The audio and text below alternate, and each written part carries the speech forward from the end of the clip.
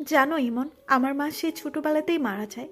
তখন আমি মাত্র ক্লাস 2তে পড়ি। তারপর বাবাই আমাকে বড় করে। আমার কথা চিন্তা করে বাবা দ্বিতীয় বিয়ে করেননি, কিন্তু তার চাকরির কারণে আমাকেও তেমন একটা সময় দিতে পারেনি।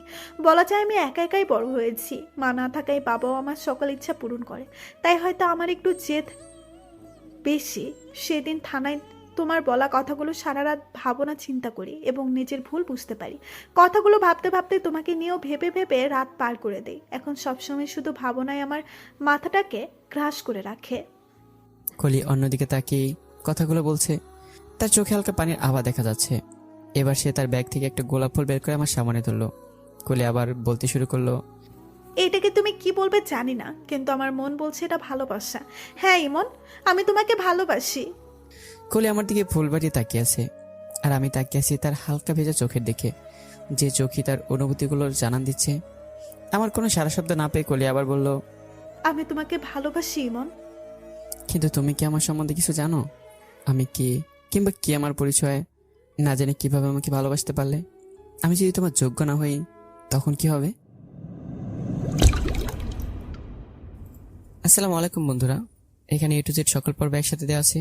আশা করি সবার ভালো লাগবে। তো চলুন শুরু করা যাক। আসতে পারে?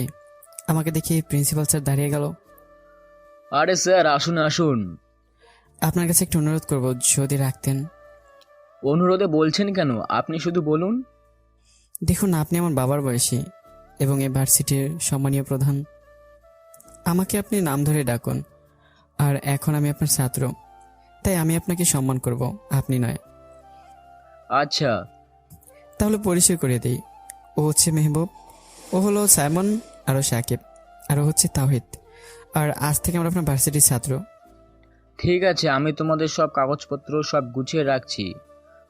তোমরা আগামীকাল থেকে ভার্সিটিতে ক্লাস শুরু করবে। আপনাকে অনেক ধন্যবাদ। আরেকটি সাহায্যের প্রয়োজন ছিল। হ্যাঁ বলো। আমাদের আশেপাশের জন্য কেউ জানতে না পারে, দয়া করে এ ব্যাপারে একটু সতর্ক থাকবেন। ওটা নিয়ে তুমি চিন্তা করো না। আচ্ছা স্যার, তাহলে আমরা আসি। আচ্ছা, কোনো সমস্যা হলে বলবে। আচ্ছা, বাইরে চলে এলাম। এখন আপনারা তো হয়তো ভাবছেন আমি কে, কিংবা আমাদের এই ভার্সিটির প্রিন্সিপাল সঙ্গে নিজে আমাদের সাথে এরূপ ব্যবহার কেন করলো। আসুন আপনাদের সকল প্রশ্নের জবাব দিচ্ছি। আমি ইমন আহমেদ, আমি এখানে নতুন ডিবি কমিশনার। আর মেহবুব, সাইমন, সাকিব, তাহিদ ওরা আমার টিমের সদস্য এবং বন্ধু। আমরা সবাই বন্ধু। আমাদের এই এলাকায় আসার মূল কারণ হলো এখানে নাকি ড্রাগসের অনেক বড় চক্র রয়েছে, যাদের সকল কার্যক্রম চলে ভার্সিটি ঘিরেই। শুধু ড্রাগ ব্যবসা নয়, এছাড়াও আরও অনেক অবৈধ কাজ করে এই চক্রটি, যেমন কিডন্যাপিং, মার্ডার ইত্যাদি। তাই আমাদের এখানে পাঠানো হয়েছে এই চক্রটিকে শেষ করতে, তাও আন্ডার কভার হিসেবে। যেহেতু সবকিছু ইউনিভার্সিটিতে কেন্দ্র করেই ঘটে, সেহেতু এখানে ছাত্র হিসেবে আমরা অ্যাডমিশন নেই, যাতে কাজটি সহজ হয়। এবং অ্যাডমিশনের কাজে প্রিন্সিপাল স্যার আমাদের সাহায্য করলেন। আমরা সবাই মিলে একটা বড় ফ্ল্যাট নিলাম, কারণ এখানে থেকে আমাদের পড়ালেখার অভিনয় করতে হবে। সবাই বাসায় আসলাম। বাসায় এসে ফ্রেশ হয়ে খাবার খেয়ে হেড অফিসে জানিয়ে দিলাম যে আমরা কাজে নেমে পড়েছি। আজকে অনেক কাজ করেছি। নতুন বাসায় উঠলাম, সবকিছু ঠিকঠাকও করলাম, তাই সবাই খুব ক্লান্ত। তারপর কালকে থেকে আবার ভার্সিটিতে যেতে হবে, তাই সবাই একটু জলদি ঘুমিয়ে পড়লাম। পরের দিন সকালে ঘুম থেকে উঠে ফ্রেশ হয়ে ভার্সিটির উদ্দেশ্যে বের হলাম সবাই। কিছু পেপার ওয়ার্ক বাকি ছিল, তাই ওদের প্রিন্সিপাল স্যারের রুমে যেতে বললাম। আর আমি জিপটা পার্ক করতে গেলাম। জিপ পার্ক করে আমি প্রিন্সিপাল স্যারের রুমের উদ্দেশ্যে যেতে লাগলাম। তখনই পিছন থেকে কেউ একজন ওই বলে কয়েকবার ডাক দিল। পিছনে ফিরে দেখি একদল মেয়ে আবারও ডাক দিল। আমি তাদের কাছে গেলাম। জি, আমাকে বলছেন? সেখান থেকে একটি, জি স্যার, আপনাকেই বলছি। আমি তো ভয় পেয়ে গেলাম। এই মেয়ে আমাকে স্যার ডাকলো কেন? তার মানে কি এই মেয়ে কি সব জেনে গেল নাকি? জেনে গেলে তো সমস্যা। এখানে কাউকে জানানো যাবে না যে আমরা আইনের লোক, তাহলে সব প্ল্যান ভেস্তে যাবে। আমার ভাবনা ছেদ ঘটিয়ে মেয়েটি বলে উঠলো, কিরে, কথা বলছিস না কেন? আমি মেয়েটির দিকে ভালো মতো তাকালাম। দেখতে তো মাশাআল্লাহ একদম হরির মতোই, সুন্দর শ্যামবর্ণের তার গায়ের রং, চুলগুলো মেলে দেওয়া, কিন্তু মডার্ন ড্রেস পরা। এই জিনিসটা খারাপ লাগলো। কিরে, বয়রা নাকি? জি বলেন। কোন ক্লাস? মাস্টার্স, কোন ইয়ার? First year. বাহ, আমাদের 2 ব্যাচ সিনিয়র। তার মানে মেয়েটি অনার্স সেকেন্ড ইয়ারে পড়ে। অন্য একটি মেয়ে বলল, কলি, এটা তো সিনিয়র, এখন কি করবি? তার মানে মেয়েটির নাম কলি। বাহ, ভালোই লাগলো নামটা। আর সিনিয়র দিয়েই শুরু করি। সিনিয়রদের র্যাক করা মজাই আলাদা। আমি তো অবাক। তার মানে এরা আমাকে র্যাক করার জন্য এরকম করছে? আমি তো ভয় পেয়ে গিয়েছিলাম আমার পরিচয় জানে নাকি, কিন্তু না। ওই যেহেতু নতুন আর দেখতেও ইনোসেন্ট মনে হচ্ছে, তাই ছোট্ট একটা কাজ দিলাম, এখানে দাঁড়িয়ে 20 বার কান ধরে উঠবোস কর। এক্সকিউজ মি, আমি তোমার সিনিয়র। তো কি করব? তোর পূজা করব? যা বলেছি তাই কর, না হলে এমন অবস্থা করব না। তুমি কোন মহারানী যে তোমার কথা শুনবো? ওই তুই চিনিস আমি কে? থাক ম্যাডাম, আমার চেনার প্রয়োজন নেই, আমি গেলাম, বাই। আমি যে হাঁটা দেবো তখনই পেছন থেকে কেউ শাড়ির কলারটা টান দেয়। পেছন ফিরা দেখি কলি। তোর এত বড় সাহস যে তুই আমার মুখের উপরে কথা বলিস? এই বলে থাপ্পড় মারতে হাত উঠালো, কিন্তু মারার আগে হাতটা ধরে ফেললাম। দেখুন মিস কলি, আমি আপনার সিনিয়র, ভুলে যাবেন না, আর বলে গেলে আপনারই সমস্যা। আমি আবার হাঁটা দিলাম। তোকে তোকে আমি ছাড়বো না। আমি আবার দাঁড়ালাম, পেছনে তাকে দেখি মিস কলি তো একদমই রেগে লাল। রাগে অবস্থায় মেয়েটার চেহারায় মায়া আরও বেড়ে যায়। কিন্তু সমস্যা একটাই, রাগটা একটু বেশি। তারপর আমি ভার্সিটির ডি ক্লাসের কাছে গেলাম এবং পেপার ওয়ার্ক সেরে কাজের উদ্দেশ্যে চলে গেলাম সবাই। ক্লাস শেষ করে সবাই ক্যান্টিনে বসলাম নাস্তা করার জন্য। আবার সেই ভার্সিটি লাইফে এসে খুব ভালোই লাগছে। হ্যাঁ রে, সত্যিই স্টুডেন্ট লাইফের মজাই আলাদা। তবে কাজের পাশাপাশি কিন্তু আমাদের আরেকটা কাজ করতে হবে। কি কাজ? আন্টি আঙ্কেল আমাকে একটা দায়িত্ব দিয়েছে, সেটাও পূরণ করতে হবে। কি দায়িত্ব রে দোস্ত? তোকে কারো গলায় ঝুলিয়ে দেওয়ার দায়িত্ব। দূর, তোরা আব্বু মোর মতো শুরু করে দিস না তো। আচ্ছা, তুই শুধু আমাকে এতটুকু বল, তোর কি ধরনের মেয়ে পছন্দ? আমার? না, তোর আম্মু ছেলের।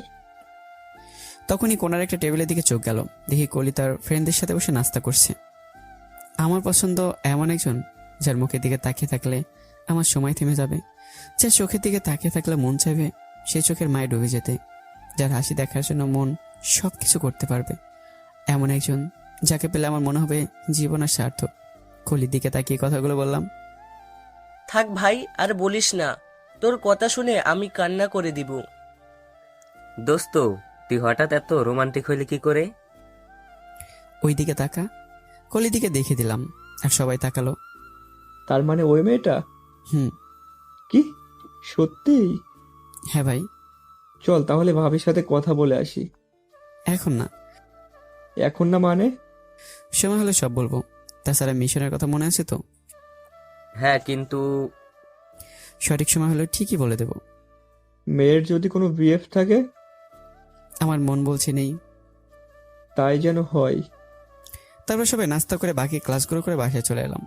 আসলে ক্লাস করা তো হলো বাহানা, মূলত আমরা ভার্সিটি কিংবা ক্লাসে যাই সবার গতিবিধির উপর নজর রাখতে। বাসায় এসে বিশ্রাম নিয়ে বিকেলের দিকে একটু বের হলাম সবাই এলাকাটা ঘুরে দেখতে, সাথে এখানে থানার হাবিদার নাইম ভাইকে। এখানকার পুলিশের মধ্যে উনি জানেন আমাদের আসল পরিচয় এবং আমাদের কোনো কিছুর প্রয়োজন হলে উনি এনে দেন। নাইম ভাই পুরো এলাকা আমাদের দেখালেন। সবকিছু দেখতে দেখতে রাত হয়ে গেল। রাতের বেলায় ড্রাগসের ব্যবসা বেশি হয়, তাই রাতে একটু ভালো করে ঘুরে দেখলাম বেশ কিছু চোখে পড়েছে। আবার চোখের সামনে ড্রাগসের ব্যবসা করতেও দেখলাম। সবচেয়ে অবাক করা বিষয় হলো এদের মধ্যে কিছু কিছু লোকদের আমি ভার্সিটিতে দেখেছি। এলাকা দেখে শেষে বাসায় আসলাম। বাসায় এসে ভাত খেয়ে সবাই একসাথে বসলাম।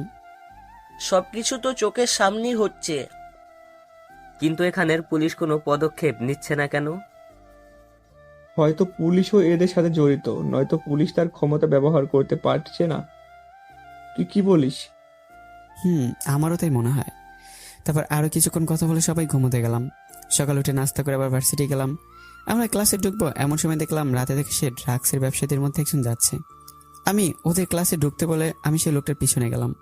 লোকটা মোড় ঘুরে চলে যাচ্ছে, তাই আমি তড়িঘড়ি করে মোড়টা ঘুরতে যাব। তখনই দেখি কারোর সাথে ধাক্কা খাই এবং তাকে দেখি কলির নিচে পড়ে আছে। আমি কিছু না বলে সেই লোকটার পিছনে নেওয়ার জন্য যে আগাবো, অমনি আমাকে ঘুরিয়ে ঠাস করে একটা বসিয়ে দিল। কলি আমাকে চর মেরে দিল। চেয়ে দেখলাম যার পিছনে ছিলাম সে আর নেই, চলে গেল। শালার মাথাটাই গেল খারাপ হয়ে। বেয়াদব লুচ্চা, মেয়েদের দেখলে গায়ে পড়তে ইচ্ছে করে তাই না? তোকে আমি শালার এমনিতে মাথা গরম, তার উপরে বক বক, তাই আমিও মারলাম একটা চর। খুলি অবাক হয়ে আমার দিকে তাকিয়ে আছে। আজ পর্যন্ত তার সাথে কেউ উঁচু আওয়াজে কথা বলার সাহস পাইনি, সে তাকে চর মারলো। রাগে ক্ষোভে তার চোখে পানি এসে গেল। আমি আর সেখানে এক মুহূর্ত দাঁড়ালাম না, সোজা চলে আসলাম ক্লাসে। ক্লাসে বসে কিরে কোথায় গিয়েছিলি? পাইছিলাম কালকে রাতের একটাকে, পিছু নিয়েছিলাম, কিন্তু তোর ভাবি দিল সব গন্ডগোল করে। কেন? ভাবি আবার কি করলো? তারপর সব খুলে বললাম ওদেরকে। মামা তোর চর মারাটা কিন্তু ঠিক হয় নাই, এই কাজটা ভুল করলি। কি বলবো বল, মাথা তখন উল্টা ঘুরছিল। আচ্ছা বাদ দে। অন্যদিকে আমি চলে যাওয়ার পর কলিও সেখানে দাঁড়িয়ে আছে, আশেপাশে সবাই তার দিকে তাকিয়ে আছে। এতে সে তার আগে চরম পর্যায়ে পৌঁছে যায় এবং তার বাবাকে কল দেয়। আমরা ক্লাস শেষ করে সবাই ক্যান্টিনে গেলাম, সবাই নাস্তা করে বসে বসে কথা বলছিলাম। তখন দেখলাম গেট দিয়ে একটি পুলিশের গাড়ি ঢুকলো এবং আমাদের দিকে আসতে লাগলো। দেখলাম সেখানে নাইম ভাইও আছে। নাইম ভাই আমাকে ইশারা দিয়ে সামনে নিতে বলল, তাই আমি মাহবুবকে বললাম, এখানে যাই ঘটুক না কেন ভেবেচিন্তে সিদ্ধান্ত নিবি। আচ্ছা, আর কিছু বলতে পারলাম না, ততক্ষণে পুলিশ আমাদের সামনে চলে এলো। এসেই, এখানে ইমন ভাই কে? যেহেতু সবার সামনে আমরা অপরিচিত, আমি কেন, কি হয়েছে? তোমাকে থানায় যেতে হবে। কেন? আমি জানি না, স্যার নিয়ে যেতে বলছে, গেলেই দেখতে পারবে। আমি একটু সময় নিয়ে মেহবুবকে বললাম, যদি সেখানে আমাকে আটক করা হয় তাহলে যাতে 5 মিনিটের মধ্যে ছাড়া পাই, আর ওখানকার সব খবর নাইম ভাই তোদের জানাবে। মেহবুবকে বলে আমি তাদের সাথে মানে পুলিশের সাথে চলে এলাম থানায়। রাস্তায় সুযোগ বুঝে আমার খবরাখবর সব মেহবুবকে দেওয়ার জন্য বললাম নাইম ভাইকে। কিছুক্ষণ পর থানায় পৌঁছে গেলাম। আমাকে নিয়ে যাওয়া হলো এসআই রুমে। দেখি এসআই সাহেব তার চেয়ারে বসা এবং গেস্ট চেয়ারে একটা মেয়ে বসা, কিন্তু আমার বিপরীতে তার মুখ। স্যার নিয়ে আসছি। তাহলে তুই সেই বকাটে, তোর এত বড় সাহস, তুই আমার মেয়েকে ইফটিজিং করছস? এসআইয়ের কথা আমার মাথার উপর দিয়ে যাচ্ছিল, আমি এবার কখন কাকে টিচিং করলাম। কিন্তু যখন চেয়ারে বসে মেয়েটি আমার দিকে ফিরলো তখন আমি সব ঘটনা বুঝতে পারলাম, কারণ সে মেয়েটি কলি, তার মানে কলি এসআইয়ের মেয়ে। তোকে আজ এমন শাস্তি দিব যে তুই আর কোনোদিন কোনো মেয়েকে ইফটিজিং করার আগে 100 বার ভাববি। আমি নাইম ভাইয়ের কাছ থেকে হাত ছাড়িয়ে নিলাম এবং গিয়ে কলির পাশের চেয়ার থেকে বসলাম। আমাকে এভাবে বসতে দেখে বাবা মেয়ে দুজনে অবাক হলো। মিস্টার রহমান, এখানে অবাক হওয়ার কিছুই নেই। আমি কিছুদিন ধরে চাইতেছিলাম যে আপনার সাথে একটু দেখা করব, কিন্তু সময় করে উঠতে পারিনি। যাক, ভালোই হলো আপনি নিজেই দেখা করার জন্য আমাকে নিয়ে এলেন। তোর এত বড় স্পর্ধা, তুই আমার থানায় এসে আমার সাথে বেয়াদবি করছিস? এই বলে এসে আমার দিকে আসতে লাগলো। তখনই তার টেলিফোনে কল আসলো। রিল্যাক্স মিস্টার, রিল্যাক্স, আগে ফোনটা ধরুন। এসে ফোনটা রিসিভ করলো। ওপাশের কথা শোনার সাথে সাথেই নড়েচড়ে উঠলো এবং আমার দিকে অবাক করা দৃষ্টিতে তাকালো এবং আমাকে ফোনটা দিল। আমি ফোনটা নিয়ে, হ্যাঁ দোস্ত বল। আচ্ছা সব তো ক্লিয়ার, চলে আই তাহলে। পকেটে টাকা নেই। ধুর বেটা, তুই একটা ফাউল, টাকা কই তোর? সকালে বাসায় রেখে আসছি। আমরা নিতে আসলে তো সমস্যা হবে, তুই বরং তোর শ্বশুর মশাইয়ের কাছে ফোনটা দে। কাকে দেব? বেশি সাধু সাইজ না মামা, আমি কিন্তু নাইম ভাইয়ের কাছে থেকে সব শুনছি। আচ্ছা দিচ্ছি। এতক্ষণে তাদের দিকে তাকালাম, তাকে দেখি বাবা মেয়ে আমার দিকে অবাক চাহনিতে তাকিয়ে আছে। আমি ফোনটা শ্বশুর মশাই মানে এসআই সাহেবের কাছে দিলাম। ধরুন, আপনার সাথে কথা বলবে। এরপর যেন এমন ভুল আর না হয়। জি স্যার, আমি জানতাম না যে উনি আপনার পরিচিত কেউ। শুধু পরিচিত নয়, আমার ভাই বন্ধু। আর এমন হবে না স্যার। ঠিক আছে, আর ইমনকে যেখানে থেকে নিয়ে এসেছেন সেখানে রেখে আসুন। জি স্যার। তারপর ফোনটা কেটে গেল। ফোন রেখে এসআই সাহেব আমার দিকে তাকিয়ে, দুঃখিত স্যার। সমস্যা নেই, আর আমি আপনার ছোট, নাম ধরে ডাকলে খুশি হব। ঠিক আছে। বাই দ্য ওয়ে, আমাকে নিয়ে আসা হয়েছিল কেন? একটু ভুল বোঝাবুঝি হয়েছিল আর কি। না, কলি আপনার মেয়ে? হ্যাঁ। তা কলি কি বলেছিল আমার নামে যে আমাকে উঠিয়ে নিয়ে এলেন? তেমন কিছু নয়, তুমি নাকি ওকে ডিস্টার্ব করো এবং রাস্তায় ইফটিজিংও করো। কথাটা শুনে আমি কলির দিকে তাকিয়ে দেখি বেচারি ভয় পাইছে। এবার আমি একটু হাসি দিলাম এবং এসআই সাহেবকে বললাম, আমি এগুলো কিছুই করিনি। আপনার মেয়ে যা বলেছে তা আমার উপর প্রতিশোধ নেওয়ার জন্য মিথ্যে বলেছে। বাকিটা না হয় আপনি পরে তার কাছ থেকে শুনে নিন। আমি যাচ্ছি, আমার দেরি হয়ে গেল। তারপর নাইম ভাই আমাকে আমার ক্যাম্পাসে নামিয়ে দিয়ে গেলেন। আমাকে দেখে শালারা দৌড়ে আসলো। কি রে, শ্বশুর বাড়ি গেলি একলা একলা? তা বন্ধু কেমন লাগলো? আদর যত্ন করছে নাকি? দূর বেটা, ভাবতে অবাক লাগে শেষ পর্যন্ত পুলিশের মেয়ের প্রেমে পড়লাম। কেন, তুই গুন্ডা নাকি? তুইও তো একই দলের মানুষ। আরে ভাই, আমি এরকম কিছুই বলিনি। আচ্ছা বাদ দে, বাসায় চল। চল। তারপর সবাই বাসায় চলে আসলাম। বাসায় এসে খাওয়া দাওয়া করে সবাই বিশ্রাম নিলাম। এখন সন্ধ্যা হয়ে গেছে, তাই সবাই নেমে পড়লাম কাজে। কালকের মতো আজকে এলাকাটা ঘুরে ঘুরে দেখতেছি। এক পর্যায়ে সবাই একটা চায়ের দোকানে বসলাম।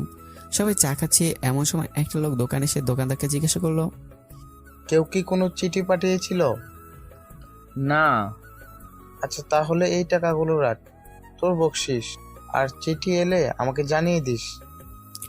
আমার কেন জানি লোকটার কথা সন্দেহ হলো, তাই আমি পিছন ফিরে লোকটার দিকে তাকালাম। লোকটার কেউ নয়, কালকে যার পিছু নিয়েছিলাম সে লোকটাই। লোকটা দোকানদারের সাথে কথা বলে হাঁটা শুরু করলো। মেহবুব, কালকে সে লোকটা পিছু নিয়েছিলাম যে, কই? ওই তো যাচ্ছে। বিলটা দিয়ে আমরা লোকটার পিছনে শুরু করলাম। লোকটা হাঁটতেছে আর আমরা কিছুটা দূরত্ব বজায় রেখে তার পিছু নিচ্ছি। কিছু পথ হাঁটার পর লোকটা দাঁড়িয়ে গেল এবং আশেপাশে ভালো মতো দেখে নিল। আমরা তাড়াতাড়ি রুকিয়ে পড়লাম, হয়তো তার সন্দেহ হয়েছে। আশেপাশে কিছু দেখতে না পেয়ে সে আবার হাঁটা শুরু করলো। আমরা আবার তার পিছনে শুরু করলাম।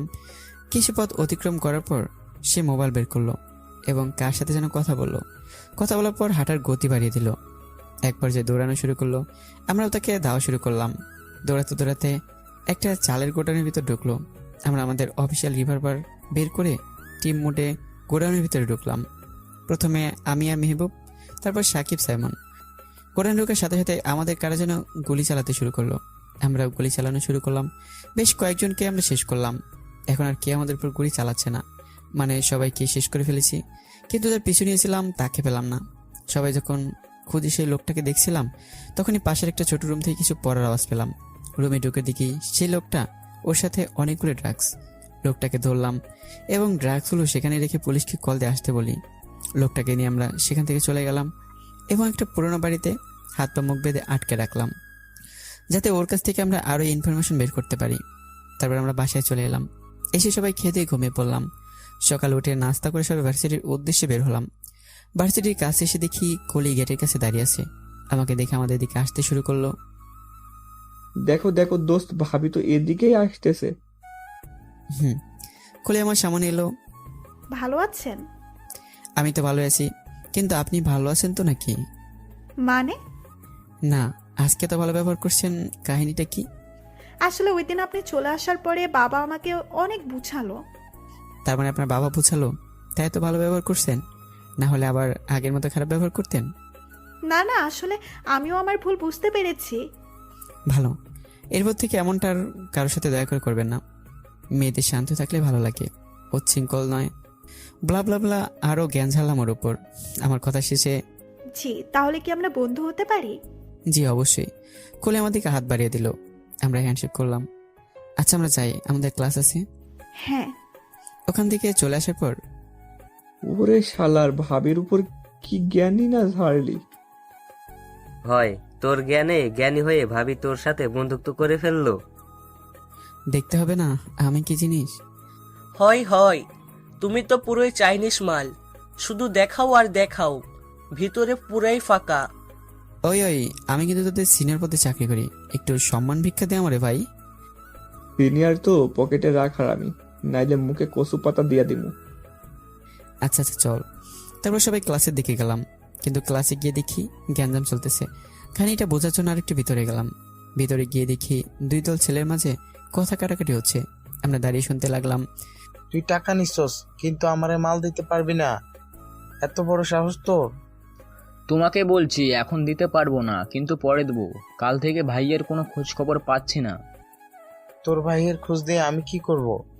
আমার মাল চাই ব্যাস। দেখ ভাই, আমাকে শফিক ভাইয়া মাল সাপ্লাই দেয়। এখন কাল রাত থেকে তার কোনো খোঁজ খবর পাইনি, তার মোবাইলও বন্ধ। আমি জানি না, আমি সকালে নেশা পাই নাই, আমার মাথা ঠিক নাই। সন্ধ্যার মধ্যে যদি মাল না পাই তাহলে তোরা আমি দেখে নিব। তারপর সবাই যে যার জায়গায় চলে গেল। তার মানে এখানে অনেকক্ষণ ড্রাগস আদান প্রদান নিয়ে সমস্যা হচ্ছিল, কিন্তু শফিকটাকে সেটাকে খুঁজে বের করতে হবে। এই শফিক ভার্সিটি ড্রাগসে সাপ্লাই দেয়। আমরা চুপচাপ ক্লাসে বসে গেলাম। খানিক পরে ক্লাস আরম্ভ হলো। কয়েকটা ক্লাস করে সবাই ক্যান্টিনে চলে আসলাম নাস্তা করার জন্য। সবাই বসে নাস্তা করছিলাম আর কথা বলছিলাম। তখন এদিকে কলি ও তার বান্ধবীরা ক্যান্টিনে ঢুকলো। কলি নাস্তা নিয়ে টেবিলে বসার সময় আমাকে দেখে। দোস্ত তোরা বস, আমি একটু আসি। কি রে, কই যাস? আসতেছি। কলি নাস্তা নিয়ে আমারই টেবিলে আসলো। হাই। আরে ভাব, শালার মুখটা আমি চেপে ধরলাম, নইলে আজকে মান সম্মান সব খাইতো। হাই। আমি কি এখানে বসতে পারি? হ্যাঁ অবশ্যই, সাইমান আমার পাশ থেকে উঠে গিয়ে অন্য জায়গায় বসে। কিন্তু এখানে বসতে হবে। কলি একটু হাসিতে আমার পাশে বসলো। তোমার ফ্রেন্ডরা তো ওইদিকে বসা, তাহলে এখানে কেন? কেন? তুমিও তো বন্ধু। বাহ, আপনি থেকে ডিরেক্ট তুমি? বন্ধু যেহেতু হয়েছো তাহলে তুমি ডাকতে সমস্যা কোথায়? না, কোনো সমস্যা নেই। তারপর সবার সাথে কলির পরিচয় করে দিলাম। কিছুক্ষণ আড্ডা দেওয়ার পর, আচ্ছা আমরা তাহলে যাই, আমাদের একটা কাজ আছে। চল। শোনো, হুম। বিকেলে ফ্রি আছো? কেন? এমনি আছো? তুমি যে সময় বলবে মেঘ সে সময় ফিরি। আমি চুপ। তোমার নাম্বারটা একটু দাও তো। নাম্বার? কেন, দিলে সমস্যা কি? না, নাও। 0187926। আচ্ছা, কল দিব। ওকে। তারপর সবাই ক্যান্টিনে থেকে চলে এলাম। বাসায় যাওয়ার রাস্তায় মাইয়াই আমাগো ভাইয়া ডাকে, আমাগো আপনি আপনি বলে, আর ইমনকে তুমি। আবার নাম্বারও নিয়েছে, বিকেলে দেখাও করবে নাকি? এটাকেই বলে ভালোবাসা। দেখতে হবে না তোদের ভাবি বলে কথা। সবাই বাসায় আসলাম। এসে ফ্রেশ হয়ে খেয়ে একটু বিশ্রাম নিয়ে গেলাম সেই জঙ্গলে পরিত্যক্ত বাড়িটায়, যেখানে লোকটাকে আটকে রেখেছিলাম। পশু দেখে লোকটা এখনো বেহুশ হয়ে আছে। মেহবুব লোকটার মুখে পানি চাপটা দিল। ধীরে ধীরে লোকটার জ্ঞান ফিরল। আমি একটা চেয়ার নিয়ে তার সামনে বসলাম। লোকটা চোখ মেলে আমাদের দেখে ভয় পেল। একটু পেছনে যাওয়ার চেষ্টা করলো, কিন্তু হাত পা বাঁধা তাই আর পারল না। ভাই আপনারা কে? মানুষ। আমি তো কিছু করিনি ভাই, আমি তো আপনাদের চিনিও না। তাহলে আমার সাথীদের মেরে ফেলছেন কেন এবং আমাকে ধরে এনেছেন কেন?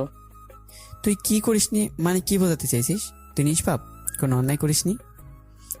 না মানে আপনাদের তো আমি কিছু করিনি। আমাদের সাথে কিছু না করলেও অন্যান্য নিরীহ মানুষের তো সারিসনি, আর সেই মানুষদের পক্ষ থেকে তোর খেদমত করার জন্যই আমরা এসেছি।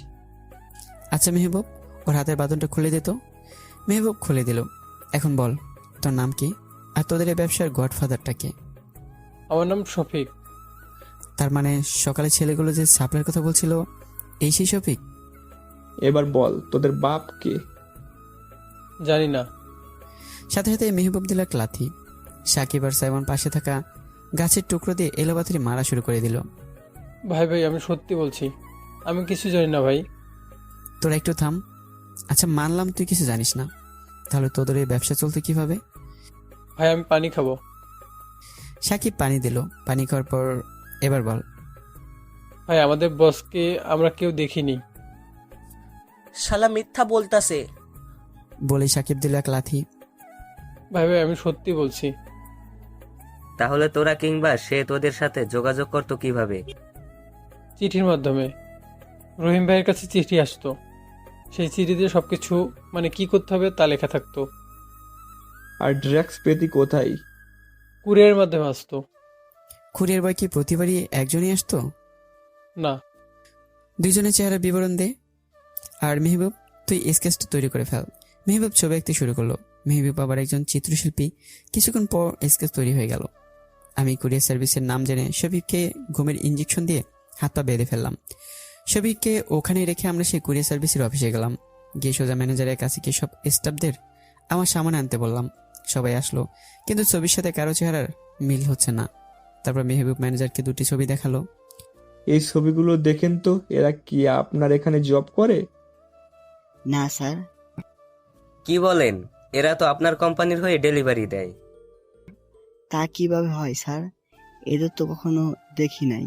এরা তো এখানে জবও করে না। আচ্ছা, নেক্সটে যদি এদের কাউকে কোনো স্থানে দেখেন তাহলে আমাদের ইনফর্ম করবেন। এ নিন আমার কার্ড। জি স্যার। আমরা বাইরে চলে আসলাম।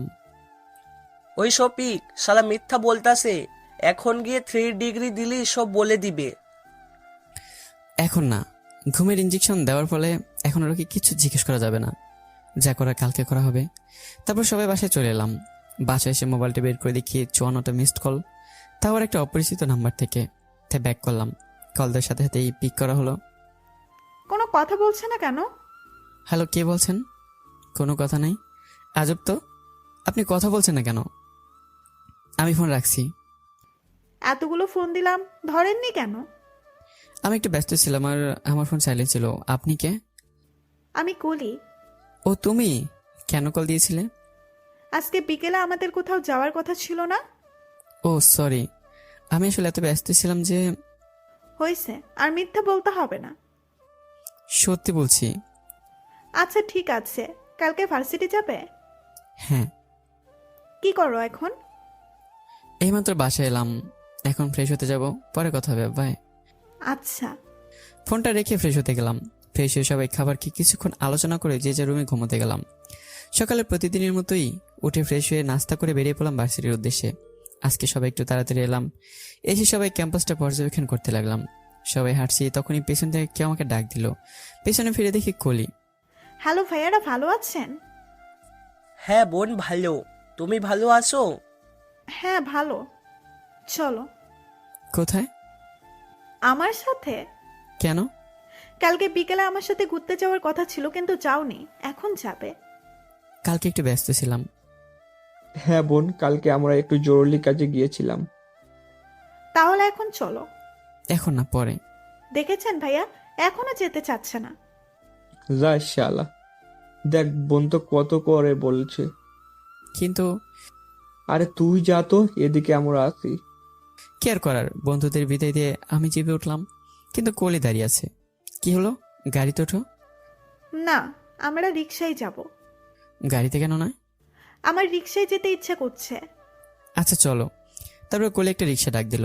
কোলে উঠে বসলো, কিন্তু আমার কেমন জানি লাগছে, কারণ এর আগে আমি কখনো রিক্সায় কোনো মেয়ের সাথে উঠিনি। আমি দাঁড়িয়ে আছি। কি হলো, ওঠো। হ্যাঁ উঠছি। আমি রিক্সায় উঠে বসলাম, কিন্তু কলি শরীর আমার সাথে লেগে আছে। আমার একটু কেমন যেন লাগছে, তাই আমি একটু সাইডে চেপে বসলাম। কি হলো, এভাবে ওদিক চেপে বসে আছো কেন? পড়ে যাবে তো। না ঠিক আছে কচু, ঠিক আছে। বলে কলি আমার হাত ধরে তার দিকে টেনে নিয়ে বসালো। রিক্সা চলতেছে, দুজন দুজনের গায়ের সাথে ধাক্কা খাচ্ছে, কারো মুখে কোনো কথা নেই। এইরকম একটা অদ্ভুত ফিলিং কাজ করছে দুজনের মধ্যে। এর আগে কোনোদিন এইরকম অনুভব করিনি। কিছুক্ষণ পর আমরা একটা পার্কের সামনে পৌঁছালাম। কলি রিক্সা থেকে নামলো, আমি নেমে ভাড়াটা মিটালাম। চলো। আমরা এখানে কেন আসলাম? প্রেম করতে। মানে? এমনি ঘুরতে আসলাম। আচ্ছা চলো, ওই দিকটায় যাই, ওইদিকে ফাঁকা আছে। চলো। খালি জায়গা পেলাম, সেখানে একটা বেঞ্চে বসলাম আমরা। হঠাৎ পাশে ঝোপের দিকে চোখ গেল, তাকে দিকে দুজন প্রেমিক প্রেমিকা রোমান্স করছে। এটা দেখার পর কলি আমার দিকে তাকালো। আমরা দুজনে প্রচন্ড লজ্জা পেলাম এবং সেখান থেকে উঠে গিয়ে লেকের পাড়ে হাঁটা শুরু করলাম। জানো ইমন, আমার মা সে ছোটবেলাতেই মারা যায়। তখন আমি মাত্র ক্লাস 2তে পড়ি। তারপর বাবাই আমাকে বড় করে। আমার কথা চিন্তা করে বাবা দ্বিতীয় বিয়ে করেননি, কিন্তু তার চাকরির কারণে আমাকেও তেমন একটা সময় দিতে পারেনি। বলা যায় আমি একা একাই বড় হয়েছি। মা না থাকায় বাবাও আমার সকল ইচ্ছা পূরণ করে। তাই হয়তো আমার একটু জেদ বেশি। সেদিন থানায় তোমার বলা কথাগুলো সারা রাত ভাবনা চিন্তা করি এবং নিজের ভুল বুঝতে পারি। কথাগুলো ভাবতে ভাবতে তোমাকে নিয়েও ভেবে ভেবে রাত পার করে দেই। এখন সবসময় শুধু ভাবনায় আমার মাথাটাকে গ্রাস করে রাখে। কলি অন্যদিকে তাকিয়ে কথাগুলো বলছে। তার চোখে হালকা পানির আভা দেখা যাচ্ছে। এবার সে তার ব্যাগ থেকে একটা গোলাপ ফুল বের করে আমার সামনে ধরলো। কলি আবার বলতে শুরু করলো, এইটাকে তুমি কি বলবে জানি না, কিন্তু আমার মন বলছে এটা ভালোবাসা। হ্যাঁ ইমন, আমি তোমাকে ভালোবাসি। কলি আমার দিকে ফুল বাড়িয়ে তাকিয়ে আছে, আর আমি তাকিয়ে আছি তার হালকা ভেজা চোখের দিকে, যে চোখই তার অনুভূতিগুলোর জানান দিচ্ছে। আমার কোনো সারা শব্দ না পেয়ে কলি আবার বলল, আমি তোমাকে ভালোবাসি ইমন। কিন্তু তুমি কি আমার সম্বন্ধে কিছু জানো? আমি কে, কিংবা কি আমার পরিচয়? না জানি কিভাবে আমাকে ভালোবাসতে পারলে? আমি যদি তোমার যোগ্য না হই, তখন কি হবে? ভালোবাসা কোনোদিন যোগ্যতা দিয়ে হয় না। আর তোমার পরিচয় যাই থাকুক না কেন, আমি তোমাকে ভালোবাসি। কলি এখন আমার দিকে ফুল বাড়িয়ে দাঁড়িয়ে আছে। আমি ফুলটা না নিয়ে সোজা তাকে জড়িয়ে ধরলাম। ভালোবাসি আমিও। তারপর আরো কিছুক্ষণ করে কলিকে তার বাসায় নামিয়ে দিলাম এবং বন্ধুদের কল দিলাম। কিরে, তোরা কই? ক্যাম্পাসে দোস্ত। আচ্ছা আমিও আসতেছি। তারপর ক্যাম্পাসের দিকে গেলাম। কিরে, কি খবর? খবর তো তোর কাছে। কি রে, কিছু হলো? কেমন হলো ঘোরাফেরা? দোস্ত, সে একটা খুশির খবর আছে। কি? কলি কিন্তু এখন থেকে তোদের ভাবি। কলিকে তো এমনিতেই আমরা ভাবি মানি। কিন্তু আজকে থেকে বেশি মানবি। মাম্মা, কাহিনী কি? আজকে এত উঠেছ কেন? আজকে কলি মেয়ে হয়ে আমাকে আগে প্রপোজ করেছে। কথাটা বলার সাথে সাথে শালা সবাই একসাথে ওহো বলে চিল্লানি শুরু করলো। সত্যি? হয় ভাই। চল তাইলে কোথায়? রেস্টুরেন্টে। কেন? বুঝো না, প্রেমিক মানুষ। এখন আমাদের ট্রিট দিবি তুই? আচ্ছা চল।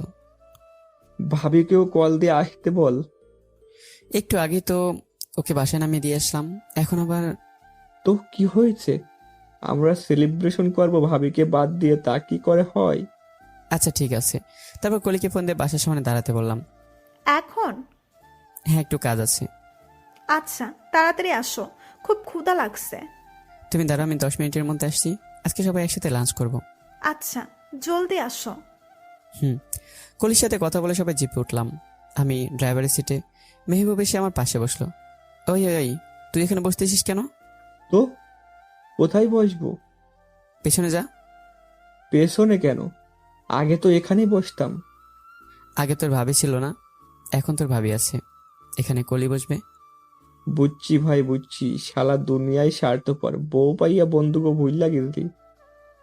কি করবো ভাই, তোর ভাবি বলে কথা। মেহবুব পিছনে গিয়ে বসলো। তারপর কলির বাসার সামনে গেলাম এবং ওকে পিক করে সোজা রেস্টুরেন্টে চলে এলাম। তা সবাই একসাথে? আর বলিয়েন না ভাবি, আপনাদের নতুন প্রেমে একটু সেলিব্রেশন তো দরকার, তাই না? মেহবুব ভাবি ডাকায় কলি একটু লজ্জায় পেয়ে গেল। জানেন ভাবি, ইমন কিন্তু আপনাকে সেই দেখার পরেই আপনার প্রেমে ডুব খাচ্ছিল, কিন্তু বেচারার মেয়েদের থেকে একটু অ্যালার্জি আছে তো তাই বলতে পারেনি। সাইমনের কথা শুনে কলি আমার দিকে তাকালো। আমি একটু হাসি দিলাম। ও, তলে তলে এত দূর, কিন্তু আমি জানতেই পারলাম না। সরি। তারপর সবাই একসাথে লাঞ্চ করলাম। লাঞ্চ করার পর কলির বাসার সামনে তাকে নামিয়ে দিলাম। যাওয়ার সময়, সাবধানে যেও, আর বাসায় পৌঁছে ফোন দিও। তারপর ওখান থেকে সবাই চলে এলাম সেই পুরনো ভাঙা বাড়িটায়, যেখানে শফিককে বন্দি করে রেখেছিলাম। গিয়ে দেখি এখনো ঘুমাচ্ছে। সাকিব গিয়ে পানি ঢেলে ঘুম থেকে তুলল এবং হাত পায়ের বাঁধন খুলে দিল, কিছু খাবারও খেতে দিল। শফিককে সেই কালকে থেকে আটকে রেখেছি, এখন পর্যন্ত কিছুই খেতে দেওয়া হয়নি। তাই সে খাবার পেয়ে তাড়াতাড়ি খাওয়া শুরু করলো। খাওয়া শেষ করার কিছুক্ষণ পর একটা লাঠি নিয়েও সামনে গেলাম। কিরে, এখন কেমন লাগছে? চল তোর আর একটু খাতিরদারি করি। বলে দিলাম ওরুর উপর একটা বাড়ি। ভাই ভাই, আমাদের মারছেন কেন? মার্চে কোথায়? কালকে যে আমাদের ভুল তথ্য দিয়েছিলি, তাই ও তোর খাতিরদারি করছে। না ভাই, আমি সত্যি বলছিলাম সব। তাহলে সেই কুরিয়ার সার্ভিসের ম্যানেজার বলল যে তোর বলা লোকগুলো নাকি সেখানে চাকরি করে না। ভাই আমি সত্যি বলছি, এই দুইজন আমাকে মাল দিয়ে যেত। আচ্ছা, তোর চিঠি কখন আসার কথা ছিল? সন্ধ্যায় ভাই। এবার যদি তোর দেওয়া তথ্য ভুল হয়, তাহলে তোকে আমি জাহান্নাম দেখে ছাড়বো। সত্যি ভাই, এই যে কসম। এরপর মেহবুব শফিককে আবার ঘুমের ইঞ্জেকশন দিয়ে হাত পা বেঁধে রাখলো এবং আমরা সবাই সেই চায়ের দোকানে চলে এলাম, যেখানে চিঠি আসার কথা ছিল। প্রায় 1 ঘন্টা হতে চললো আমরা এখানে বসে আছি, কিন্তু চিঠি আসার কোনো নামগন্ধই নেই। আমরা চা খাচ্ছিলাম, হঠাৎ একটা লোককে দেখলাম। আরে, এটা তো আমাদের ভার্সিটির ইংরেজি ফ্যাকাল্টির পিয়ন। সে আমাদের চিনতে পারেনি, কিন্তু আমি ঠিকই চিনেছি। তার মানে এই চিঠি আমাদের পিয়নই দেয় এবং সেই অপরাধের সাথে জড়িত। আমরা দূরে দাঁড়িয়ে রইলাম। পিয়ন গিয়ে সেই দোকানদারকে চিঠি দিতে যাবে, তখনই মেহবুব পিছন থেকে তার কাঁধে হাত দিল। পিয়ন চিনতে না পারায়, কে ভাই? তোর জম ভাই। আপনি কে? শফিকের বাপ। কোন শফিক? ওই যে তোর সাথে ধান্দা করে সেই শফিক। এবার পিয়ন বুঝতে পেরে মেহবুবকে ধাক্কা মেরে দৌড় দিল। আমরা পেছন পেছন ধাও করতে শুরু করলাম। এক পর্যায়ে সামনে হাইওয়ে চলে আসে। পিয়ন আমাদের হাত থেকে বাঁচার জন্য দৌড়ে রাস্তা পার হতে যাচ্ছিল, তখন একটা ট্রাক আসলো এবং পিয়নের উপর দিয়ে চলে গেল। আমরা দৌড়ে তার কাছে গেলাম। সাইমন অ্যাম্বুলেন্সে কল দিল। এদিকে পিয়নের কাছে এসে দেখি অবস্থায় খারাপ। জীবনে তো অনেকেই পাপ করেছিস, এখন মৃত্যু সজ্জায় এসে অন্তত সত্য কথা বলে কিছু পাপ কমিয়ে যা। এইসবের পিছনে কে? আমাদের ভার্সিটির ইংরেজি ডিপার্টমেন্টের। আর কিছু বলতে পারলো না। তার আগে তার দেহটা নিথর হয়ে গেল। হাত দিয়ে দেখি তার শ্বাস প্রশ্বাস বন্ধ হয়ে গেছে। ও শিট! শেষ পর্যন্ত জানতে পারলাম না। দেখ তোর সিটিটাই কি আছে। চিঠিটা বের করে দেখি সেখানে লেখা, ডেলিভারি পরে হবে, এসআইয়ের মেয়েকে শেষ করে দে। আজকের মধ্যে আমি 2 জন লোক পাঠিয়েছি, ওরা না পারলে তুই করিস কাজটা। ও শিট, তার মানে ভাবির উপর এখন খুব বিপদ। হ্যাঁ, আর এই সব কিছু করাচ্ছে আমাদের ইংরেজি ডিপার্টমেন্টের কেউ। পিয়নের লাশটাকে অ্যাম্বুলেন্সে উঠে দিয়ে কলির বাবাকে ফোন দিলাম। মিস্টার রহমান বলছেন? হ্যাঁ, আপনি কে বলছেন? আমাকে চিনবেন না, যা বলছি তা মনোযোগ দিয়ে শুনুন। আপনার মেয়ের এখন খুব বিপদ, তাকে মারার জন্য লোক লাগানো হয়েছে। যত তাড়াতাড়ি সম্ভব পদক্ষেপ নিন এবং তার সাথে পুলিশ গার্ড দিন। আপনি কে বলছেন? আমাকে চিনবেন না, যা বলছি তাই করুন, আর কলিকে একা কোথাও বের হতে দেবেন না। হ্যাঁ হ্যাঁ। ফোনটা রাখলাম, একটু পর আবার ফোন আসলো, দেখি এটা কলির নাম্বার। কি খবর? তোমার খবর তোমার কাছেই রাখো, আগে বলো এতক্ষণ কার সাথে কথা বলছিলে? কেন, রাগ হচ্ছে বুঝি? ঠিক তা না, তবুও। একটু বন্ধুর সাথে কথা বলছিলাম। ও, তা তোমার বাসায় এত শব্দ কেন? কোথায় তুমি? বাহিরে। রাত 8:30 বাজে আর তুমি এখনো বাহিরে? বন্ধুদের সাথে একটু আড্ডা দিছিলাম আর কি। অনেক আড্ডা হয়েছে, এবার বাসায় যাও, বাসায় গিয়ে ফ্রেশ হয়ে আমাকে কল দাও। যথাজ্ঞা মহারানী। এখন তাড়াতাড়ি যাও। হ্যাঁ, যাচ্ছি। তারপর সবাই বাসায় চলে এলাম। বাসায় এসে ফ্রেশ হয়ে কলিকে কল দিয়ে ডিনার করতে বললাম এবং আমরাও ডিনার করলাম। ডিনারের পর কলি আবার কল দিল। ডিনার হয়েছে? এই তো মাত্র করলাম, তোমার হয়েছে? হ্যাঁ সাহেব, হয়েছে। তা কি করো? এই তো সাথে দাঁড়িয়ে আছি, তুমি? শুয়ে আছি। আরো অনেক কথা বললাম। পাখি, সবসময় সাবধানে থাকবে, তোমার কিন্তু অনেক বিপদ। আর কোনো সমস্যা হলে কিংবা কাউকে সন্দেহ হলে আগে আমাকে জানাবে, কেমন? আমার আবার কিসের বিপদ? ও তুমি বুঝবে না, আর ঘর থেকে বের হবে না। কোনো স্থানে যাওয়ার প্রয়োজন হলে আমাকে বলবে, আমি নিয়ে যাব। ইমন! কি হয়েছে? তোমার কথা শোনার পর একা একা ঘুমাতে ভয় করছে, তুমি তাড়াতাড়ি আসো। চুপ, আমি তো ভয় পেয়ে গিয়েছিলাম। প্লিজ একটু সিরিয়াস হও, তোমার কিছু হলে আমার কি হবে? ওরে আমার সাহেব রে, কত ভালোবাসে আমাকে। প্লিজ, সবসময় দুষ্টুমি ভালো লাগে না। আচ্ছা, আমি সিরিয়াস হলাম, এবার খুশি তো? হ্যাঁ, আর কালকে সকালে ভার্সিটি যাওয়ার সময় আমাকে ফোন দিও, আমি তোমাকে পিক করে নিয়ে যাব। আচ্ছা। তারপর আরো একটু কথা বলে ঘুমিয়ে গেলাম। সকালে ঘুম থেকে উঠে সবাই নাস্তা করে তৈরি হয়ে নিলাম এবং কলিকে ফোন দিলাম। তৈরি হয়েছো পাখি? হ্যাঁ, আর একটু বাকি। আচ্ছা, তাড়াতাড়ি তৈরি হয়ে নাও, আমি আসতেছি। আচ্ছা। কলির সাথে কথা বলে আমরা বেরিয়ে পড়লাম ওদেরই বাসার উদ্দেশ্যে। সেখান থেকে কলিকে পিক করে সবাই ভার্সিটিতে যাব। কিছুক্ষণের মধ্যে ওদের বাসার সামনে পৌঁছে গেলাম। কালকে ফোন দিয়ে বলার পর ভালোই সিকিউরিটি ব্যবস্থা করছে দেখি শ্বশুরমশাই। বাসার সামনে বসে কলিকে ফোন দিলাম। একটু বড় রাগ করতে করতে বাইরে এলো, ওর সাথে ওর বাবা আর 2 জন পুলিশ। মা, তুই আমার কথা শোন। না বাবা, এখন ভার্সিটিতেও কি গার্ড নিয়ে যেতে হবে? আমি পারবো না। দেখ মা, তোর এখন খুব বিপদ। থাক বিপদ, তবুও গার্ড নিয়ে ভার্সিটি যেতে পারবো না আমি। ওদের কথা শুনে আমি তাদের কাছে গেলাম। আসসালামু আলাইকুম আঙ্কেল। ওয়ালাইকুম আসসালাম। তুমি ইমন না? জি আঙ্কেল, আর কালকে আমি আপনাকে ফোন দিয়ে বলেছিলাম। কালকে যে বললে? আপনাকে পরে সব খুলে বলবো। আর কলি আমার সাথে থাকলে কোনো গার্ড লাগবে না। আঙ্কেল কিছু ভাবলো, তারপর কলিকে আমার সাথে যেতে দিল। কলিকে নিয়ে গাড়িতে উঠলাম। ভালো ভাইয়া, আপনারা? তখন মেহবুব বলল, কেমন আছেন ভাবি? ভালো। তুমি বাবাকে কালকে ফোন দিয়ে কি বলেছিলে? পরে বলবো তোমাকে। আচ্ছা। তারপর সবাই ভার্সিটিতে এলাম। আজকে আমার একটা ইম্পর্টেন্ট ক্লাস আছে, এই ক্লাসটা করে আমরা ঘুরতে যাব। আচ্ছা মেহবুব, তোর এদিকটা দেখ, আমি আসতেছি। ঠিক আছে। চলো। কোথায়? কেন, তোমার ক্লাস আছে না? হ্যাঁ, তুমি যাচ্ছ কোথায়? তোমার সাথে ক্লাসে যাব। কেন?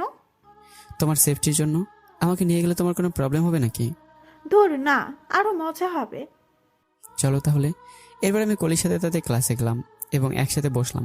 ক্লাসে এসে আমের কোলে বের হয়ে মেহবুবদের ফোন দিলাম, ওরাও আসলো। সবাই একসাথে ক্যাম্পাসের একটি গাছের নিচে বসে আড্ডা দিচ্ছিলাম। গেটের দিকে তাকিয়ে দেখি একটা বাইকে 2 জন মাস্ক পরা লোক ক্যাম্পাসে ঢুকতেছে, কিন্তু এই গরমে কেউ মাস্ক পরবে কেন? আমার কাছে সন্দেহ হলো। একটু পর বাইক থেকে একজন নামলো এবং আমাদের দিকে আসছিল। লোকটা তার পিছনের দিকে হাত দিয়ে পিস্তল বের করলো এবং কলির দিকেই তাক করলো। কলি আমার দিকে ফিরে বসা, আর লোকটা কলির পিছনে করে দাঁড়ানো। লোকটা পিস্তল লোড করতেছে। তখন আমি আমার কোমর থেকে রিভলভারটা বের করেই ততক্ষণে আমি গুলি শুট করলাম। সব আমার দিকে তাকিয়ে আছে। কলি অবাক হয়ে আমার দিকে তাকিয়ে আছে। ভার্সিটির পুরো চোখ কেন্দ্র আমাদের দিকে। লোকটা গুলি খেয়ে মাটিতে পড়ে রইল। অন্যজন সাথে সাথে বাইক নিয়ে পালালো। মেহবুবরা দৌড়ে গাড়ি নিয়ে চলে গেল সেই বাইকওয়ালার পেছনে। আমি কলিকে জড়িয়ে ধরেই, কিছু হয়নি, তুমি ঠিক আছো পাখি? কলি কোনো কথা বলছে না। আমি কলিকে ভালো মতো দেখলাম, না, কলির কিছুই হয়নি। তারপর গেলাম লোকটার কাছে, গিয়ে মাস্কটা খুলে দেখি শফিক যে দুইটার বর্ণনা দিয়েছিল তাদের মধ্যে একজন। তাড়াতাড়ি নার্ভস চেক করে দেখলাম বেঁচে আছে কিনা, কিন্তু না, স্পট ডেড হয়ে গেছে। চারদিকে তাকিয়ে দেখি সবাই ভয় পেয়েছে এবং আমাদের দিকে তাকিয়ে আছে। কলির দিকে তাকিয়ে দেখি ও এখনও ঘটনার আকস্মিকতায় অবাক হয়ে আছে। আমি আবার কলির কাছে গেলাম, পাখি তুমি ঠিক আছো তো? কলির মুখে কোনো কথা নেই, আমার দিকে এক দৃষ্টিতে তাকিয়ে আছে। ভয় নেই, কিছুই হয়নি। কলি কোনো কথা বলছে না, শুধু ছলছল চোখে আমার দিকে তাকিয়ে আছে। আমি কলিকে আমার বাহুডারে জড়িয়ে ধরলাম। আশেপাশে ভিড় জমে আছে। একটু পরই কলি আমার কাছ থেকে নিজেকে ছাড়িয়ে নিল। কি হয়েছে পাখি? তুমি কে? আর তোমার কাছে এই অস্ত্র এলো কেমনে? সব বলবো তোমাকে, আগে তুমি শান্ত হও। বলে ওর হাতটা ধরলাম। কলি ওর হাতটা ছাড়িয়ে নিয়ে, আগে বলো, তোমার কাছে এই অস্ত্র এলো কিভাবে? ততক্ষণে পুলিশে চলে এলো ভার্সিটিতে। ভার্সিটির কিছু দূরে পুলিশ স্টেশন, তাই পুলিশ আসতে বেশি সময় লাগলো না।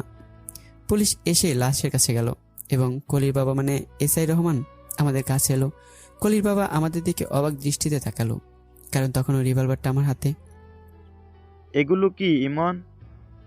কিছুক্ষণ আগে বাইকে দুজন মাস্ক পরা লোক আসলো এবং একজন নেমে আমার পাখিকে শুট করতে যাচ্ছিল। তার আগে আমি খেল খতম করে দিয়েছি। কিন্তু তোমার হাতে অস্ত্র কেন? ততক্ষণে মেহবুবরাও চলে এলো। না দোস্ত, ওই শালার ধরতে পারিনি। ও শিট, ওইটাকে ধরতে পারলে আসলের কাছে যাওয়া যেত। আর যেটাকে শুট করলাম সেটা শফিকের বর্ণনাতে দুজনের মধ্যে একজন। তার মানে ওই বাইকারটা অন্যজন ছিল? হ্যাঁ, আঙ্কেল এতক্ষণ আমাদের কথাই শুনছিলেন।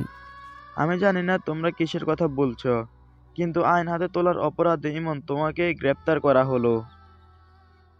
অফিসার, আপনার মাথা ঠিক আছে? আপনি কাকে গ্রেপ্তার করতেছেন আপনি জানেন? আইনের চোখে ইমন খুনি, তাই তাকে গ্রেপ্তার করা হলো। আমি কলির দিকে তাকালাম, দেখি কলি আমার দিকে তাকিয়ে কান্না করছে। পুলিশ আমার হাত থেকে যখন রিভলভারটা নেবে এবং হ্যান্ডকাপ পরাবে, তখন, wait officer, I am your new commissioner mister Emon Ahmed, and this is my ID card. Uncle কার্ডটা হাতে নিয়ে দেখলেন এবং দেখার সাথে সাথে আমাকে স্যালুট দিলেন। তার সাথে বাকি পুলিশরা আমাকে স্যালুট দিলেন। আঙ্কেলের মুখ দিয়ে কোনো কথাই বেরোচ্ছে না, সেও অবাক হয়ে গিয়েছে। সবাই ছেলে দেওয়ার সাথে সাথে কলি দৌড়ে এসে আমাকে তার বাবার সামনে জড়িয়ে ধরলো, আরও জোরে কান্না করতে লাগলো। এটা দেখে আঙ্কেল একটু হাসি দিলেন এবং লাশের কাছে চলে গেলেন। কিছু হয়নি পাখি, তুমি কান্না করছো কেন? আমি আমি মনে করেছি তুমিও মনে হয় তাদের মধ্যে একজন। না পাখি, কিছু হয়নি, থাক আর কান্না করো না, চলো আজকে সারাদিন আমরা ঘুরবো। তারপর কলির কান্নাটা ধীরে ধীরে একটু কমলো। আমি আঙ্কেলের কাছে গেলাম, গিয়ে লাশটাকে পোস্টমর্টমের জন্য পাঠিয়ে দিলাম। আর মেহবুবদের সব কিছু বুঝিয়ে দিয়ে বললাম, কালকে থেকে কিন্তু আমরা অফিস জয়েন করব, কারণ এখন সবাই আমাদের আসল পরিচয় জেনে গিয়েছে। এবং আমি কলির কাছে চলে এলাম। কিন্তু আমার মাথায় একটা চিন্তা কাজ করছে যে ওরা কলিকে কেন মারতে চায়। একবার ভাবছি কলিকে জিজ্ঞেস করব, আবার ভাবছি ও হয়তো ব্যাপারে কিছুই জানে না। তারপর আজকে মানসিকভাবে অনেক আঘাত পেয়েছে, তার চেয়ে বরং কালকে আঙ্কেলকে জিজ্ঞাসা করব। আমি কলিকে নিয়ে সেখান থেকে চলে এলাম এবং আমরা নদীর পাড়ে আসলাম। কলিকে জিপ থেকে নামিয়ে জিপের সামনে উপরের অংশটায় বসালাম, দুহাত গালে দিয়ে, পাখি এখনো কান্নার ভাব কাটেনি। কান্না করে চোখ নাক লাল করে ফেলেছে। কান্নার পরে ওর মুখটা আরো মায়াবী লাগছে।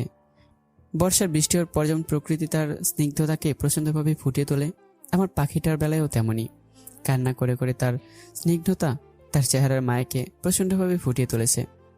আমি তো আবারও কলির প্রেমে পড়ে গেলাম। আমি বেঁচে থাকতে তোমার কিছু হতে দেবো না পাখি, ভালোবাসি তোমাকে খুব। কলির সাথে সাথে আমাকে জড়িয়ে ধরলো। আমিও তোমাকে খুব ভালোবাসি, চলো আমরা ওই দিকটায় হাঁটি। কলি আমার হাত ধরে কাঁধে মাথা দিয়ে হাঁটছে। দুজনে গিয়ে একটা গাছের নিচে বসলাম। একটা কথা বলি? বলো। তোমাকে না কান্না করলে খুব মায়াবী লাগে, আজকে দেখে তো আবার প্রেমে পড়ে গেলাম। কান্না করলে আমাকে পেতনির মতো লাগে। আমি জানি, আর পাম দিতে হবে না। আরে পাম দেবো কেন, তুমি কান্না করলে আমার মনটাও তোমার এই চোখের ভালোবাসায় ডুবে যায়। হয়েছে, আর বলতে হবে না। আচ্ছা এবার বলো, আমরা বিয়ে করছি কখন? তুমি চাইলে এখনই। তাহলে আর মাত্র কয়টা দিন পর আমার কাজটা শেষ হোক, তারপর আব্বু আমাকে বলে একদম আমার করে নেব তোমাকে। কলি এবার লজ্জা পেল। আচ্ছা এবার পা দুটো সোজা করো তো। কেন? সোজা করে বসো আগে। কলি পা সোজা করে বসলো, আর সাথে সাথে আমি ওর কোলে মাথাটা রেখে শুয়ে পড়লাম। মাথাটা ব্যথা করছে। আচ্ছা আমি তোমার মাথা টিপে দিচ্ছি। সেখানে আর কিছুক্ষণ বসে আমরা উঠে একটা রেস্টুরেন্টে গেলাম এবং লাঞ্চ করলাম। তারপর গাড়ি নিয়ে কলিদের বাসার সামনে দাঁড় করালাম। এখানে নিয়ে এসেছো কেন? কেন মানে? তুমি এখন বাসায় যাবে আর ঘুমাবে। আজকে তোমার উপর অনেক মানসিক চাপ পড়েছে। না, আমি এখন বাসায়ও যাব না, ঘুমাবোও না। তাহলে কি করবে? তোমার সাথে থাকবো। দেখো, জেদ করে না, আমি যা বলছি তাই হবে। ওই সময় ক্যাম্পাসে বসে নিজেই তো বললে আজকে সারাদিন আমার সাথে থাকবে। কোন সময় বললাম? ওই দেখো, একদম মিথ্যা বলবে না। আরে তুমি ভুল শুনছো। আমি ঠিকই শুনেছি। ও, তাহলে আমি ভুলে গেছিলাম। আচ্ছা এখন যাবো কোথায়? এখন তো মাঝ দুপুর। তোমার বাসায় চলো। আরে মাথা ঠিক আছে তোমার? ওটা ব্যাচেলরদের বাসা, লোকে মন্দ বলবে তো। মন্দ বলার কি আছে? বলবে আমি তোমার হবু বউ। তবু চলো। তার থেকে চলো আমরা আরো কিছু জায়গায় ঘুরি। কলি কোনো কথা বললো না। তারপর কলিকে নিয়ে ঘুরতে গেলাম, একদম সন্ধ্যা পর্যন্ত করলাম। বাসায় যাওয়ার সময় হঠাৎই গাড়ি থামাতে বলল। কি হয়েছে? ফুচকা খাবো। ওগুলো কোনো খাবার? মানুষে খায় ওগুলো? কিন্তু আমি খাবো এবং সাথে তোমাকেও খাওয়াবো। এখন চলো। বলে কোলে আমার হাত ধরে টানতে টানতে নিয়ে গেল দোকানের কাছে। আমি খাবো না, তুমি খাও। মামা, 1 প্লেট ফুচকা দিন তো, ঝাল বেশি দিবেন। যাক বাবা, 1 প্লেটের অর্ডার দিল, তাহলে আমি বেঁচে গেলাম। একটু বার দোকানি ফুচকা দিল, আমরা চেয়ার পেতে বসলাম। দেখি হা করো তো। তুমি খাও। হা করো। আমি খাবো না। চুপ, একটাও কথা বলবা না। হা করো। আশেপাশে সবাই আমাদের দিকে তাকিয়ে আছে। উপায় না দেখে হা করলাম। মুখের ভিতর দিল একটা পুরে। কি ঝাল! একটা কি আমার চোখ দিয়ে পানি বের হয়ে গেল। কি মজা না? মজা মানে প্রচন্ড। এমন মজা জিন্দেগিতেও খাই নাই। এদিকে আমার অবস্থা বেতাল। এবার আমাকে খাইয়ে দাও। আমি কলিকে খাইয়ে দিলাম, তারপর কলি আবার আমাকে খাইয়ে দিল, আমি আবার কলিকে খাইয়ে দিলাম। এভাবে খাওয়ার পর্ব চলতেই থাকলো, আর আমার অবস্থা খারাপ হতে থাকলো। কলির দিকে তাকিয়ে দেখি ঝালে তার চোখে পানি। খাওয়া শেষে 2 গ্লাস পানি খেলাম, কিন্তু ঝালে এখনো মুখ পুড়ে যাচ্ছে। কলির একই অবস্থা। বিল দেওয়ার পর, ইমন, খুব ঝাল লাগছে। আমাকে তো ঝাল দিয়ে খাওয়ানোর জন্য কি বলেছিল? আমার ঝাল প্রিয়। আচ্ছা ওইদিকে চলো। বলে আমার হাত ধরে একটা বন্ধ দোকানের আড়ালে নিয়ে আসলো। এখানে আনলে কেন? ঝাল কমানোর জন্য। মানে? আর কিছু বলতে পারলাম না। তার আগেই কলি আমার মাথাটা ধরে নিচু করে আমার ঠোঁটগুলো তার মুখে পড়ে নিল। প্রায় 6 মিনিট পর ছাড়লো। ছাড়ার পর আমার দিকে তাকে একটা লজ্জাজনক হাসি দিয়ে জিপের দিকে দৌড় দিল। আমি ওর পেছন পেছন গেলাম এবং গাড়ি চালাতে শুরু করলাম। সারা রাস্তায় লজ্জায় কেউ কারোর সাথে কথাই বলিনি। একটু পর ওর বাসার সামনে এলাম। কলি জিপ থেকে নামলো। সাবধানে যেও। এরপর কলি লজ্জা পেয়ে দৌড় দিল। আমি তাকে রইলাম। ও বাসায় ঢোকার পর আমি চলে এলাম বাসায়। বাসায় এসে ফ্রেশ হয়ে বন্ধুদের সাথে কথা বলে ডিনার করে ঘুমিয়ে গেলাম। কলি এখনো কল দেয়নি, আমিও দেইনি। কেমন জানি আমার কল দিতেও এখন লজ্জা করছে। কলির মনে হয় আমার মতোই লাগছে, সেও তাই কল দেয়নি। সারা রাত ঘুম হলো না। রাতে একদম শেষের দিকে চোখটা লেগে এলো, আর আমি ঘুমিয়ে পড়লাম। সকালে কানে কে যেন সুরসুরি দিচ্ছে। ওই কোন শালারে, ডিস্টার্ব করবি না বললাম। আমি মনে করছি বন্ধুদের মধ্যে কেউ। কলি মুখ চেপে আসতেছে, আবারও সুরসুরি দিল। শালা উঠে কিন্তু লাথি মারমো, সারা রাত ঘুমাতে পারি নাই। কলি আবারও সুরসুরি দিল। আমি আবার লাফ দিয়ে উঠে হাত ধরে দিলাম ঠেলা। কলি ঘুরে এসে আমার গায়ের উপর পড়লো। আমি চোখ মেলে দেখি কলি। তুমি এখানে? কলি আমাকে জড়িয়ে ধরলো।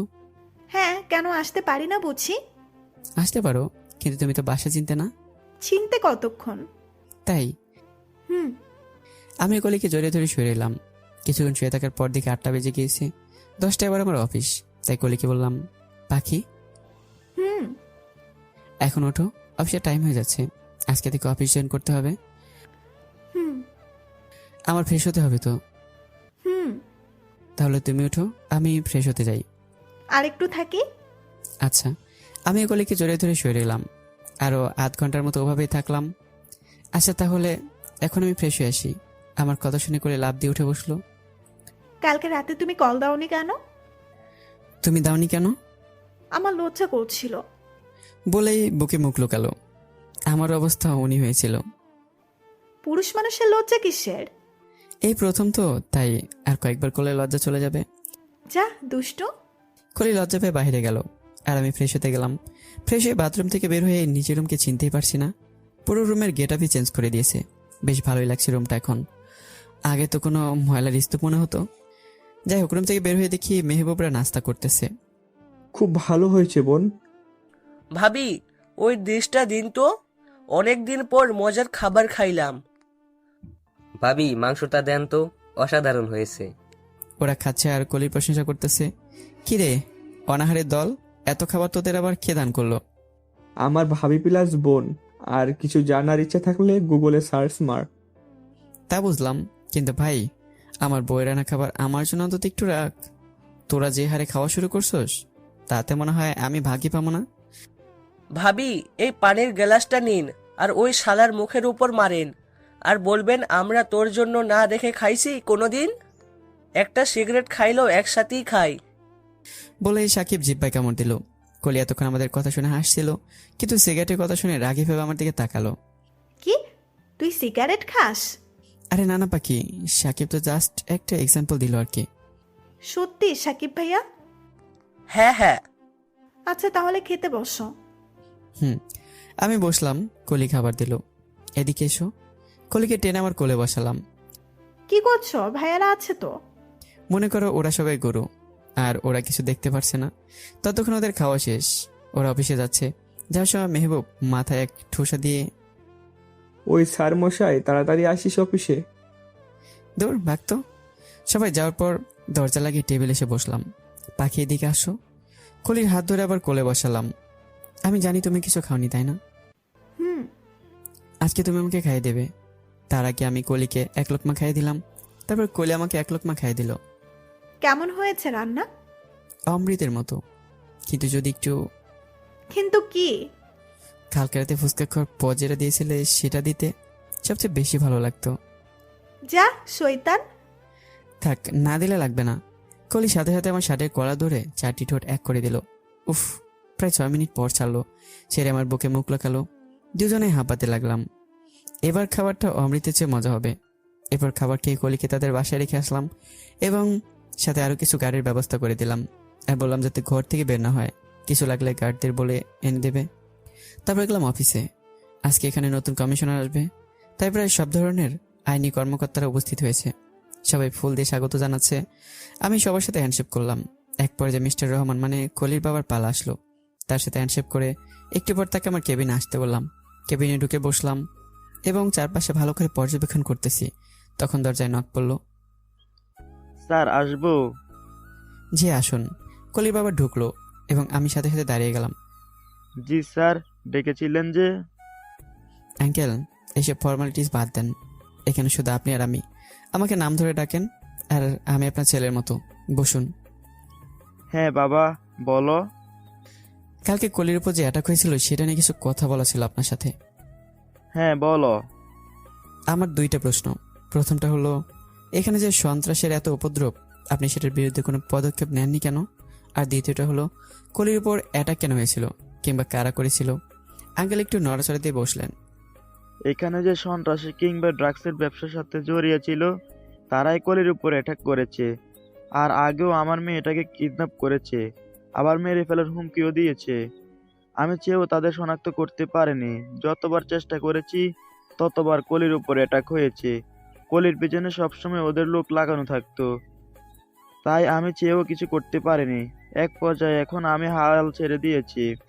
আমি চেয়েছি ট্রান্সফার হয়ে যাব অথবা মেয়েটাকে অন্য কোথাও পাঠিয়ে দিব, কিন্তু তাও করতে দেয়নি ওরা।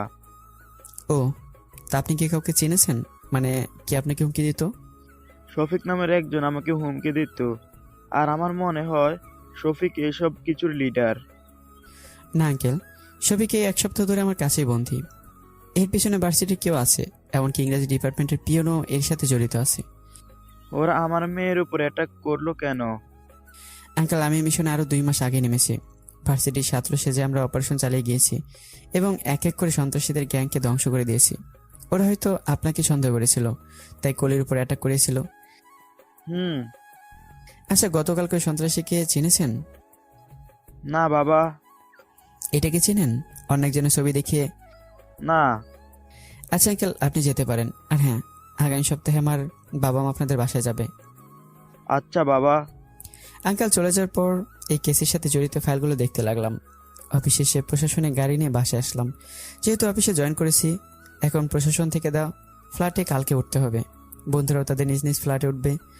বাসায় এসে সবাই ফ্রেশ হয়ে দুপুরে খাবারটা শেষ করলাম এবং কলির সাথে দেখা করতে গেলাম। দুজনে ঘোরাফেরার পর কলিকে তার বাসায় নামিয়ে দিয়ে আমি আমার বাসায় আসলাম এবং ঘুমিয়ে গেলাম। কালকে আবার অফিস আছে। সকালে ঘুম থেকে উঠে ফ্রেশ হয়ে অফিসে যাওয়ার পথে কলির সাথে দেখা করে অফিসে চলে আসলাম এবং কাজ শেষ তাড়াতাড়ি ফিরলাম, কারণ আজকে বাসা পরিবর্তন করতে হবে। সাথে কলিকে এবং কিছু লোক নিয়েও আসলাম। লোকগুলো জিনিসপত্র নিয়ে যাচ্ছে। জিনিসপত্র মিনি ট্রাকে ওঠানোর পর নতুন বাসায় চলে আসলাম আমরা। নতুন বাসাটা বেশ সুন্দর। বাসার সামনে বড় একটা ফুলের বাগানও আছে। কলির বেশ পছন্দ হয়েছে। লোকগুলো জিনিসপত্র নিয়ে রাখছে। কলি ঘর সাজিয়েছে, আবার লোকগুলোকে বলছে কোথায় কোথায় কোনটা রাখতে হবে। আমার আর কি, আমি কলিকে সাহায্য করছি আর তাকে তাকে তার কর্মকাণ্ড দেখতেছি। ইমন দেখো, এটা হবে আমাদের বেডরুম। ওয়াও, আমার বেডরুম? হ্যাঁ। তার মানে এখানে আমাদের বাসর হবে? যা দুষ্টু। কলি লজ্জা পেয়ে আমার বুকে কিলঘুষি মেরে আবার বুকে মুখ লোকাল। এত লজ্জা? বিয়ের পর দেখবো কোথায় রাখো তোমার এই লজ্জা। বাসায় সবকিছু গোছানোর পর কলি আর আমি দুজনে গেলাম রেস্টুরেন্টে লাঞ্চ করতে।